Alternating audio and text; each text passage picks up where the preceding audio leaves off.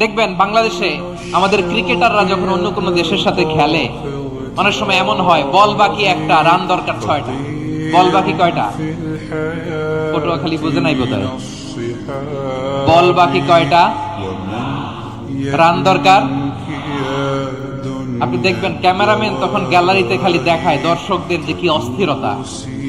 Hip hop স্টাইলের মেয়েটা, যে মেয়েটার ওড়না এতক্ষণ ছিল গলায়, এতক্ষণ কই ছিল, ওই মেয়েটা দেখবেন ওড়নাটা টেনে মাথায় দিয়ে এরকম মোনাজাত ধরতেছে, আল্লাহ আল্লাহ, একটা ছক্কা, আল্লাহ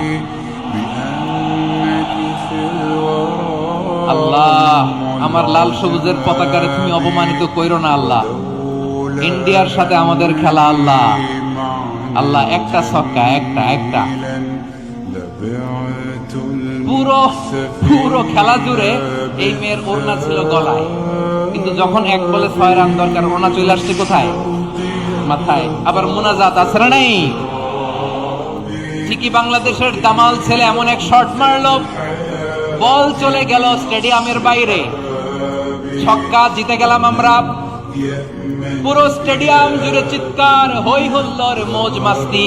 যেই মেয়েটা মাথার মধ্যে ওড়না দিয়ে এতক্ষণ সুবহানাল্লাহ সুবহানাল্লাহ বলে আল্লাহর কাছে দোয়া করেছে, ওই মেয়ে এখন আবার ওড়না ফেলে দিয়ে নাচা শুরু করে দিয়েছে। তাহলে আল্লাহর ভয়, আল্লাহর প্রতি আস্থা, বিশ্বাস, ভালোবাসা, এটা কি ক্ষণিকের জন্য? মানে আমার যখন লাগবে তখন আল্লাহর ইউজ করবো নাকি? হ্যাঁ, বিপদে আপদে, সুখের সময় দুঃখের সময়, সচ্ছল অসচ্ছল অবস্থায় বিশ্বাসীরা ভরসা রাখে একজনের উপর। চিৎকার করে বলে পটুয়াখালী তিনি কে?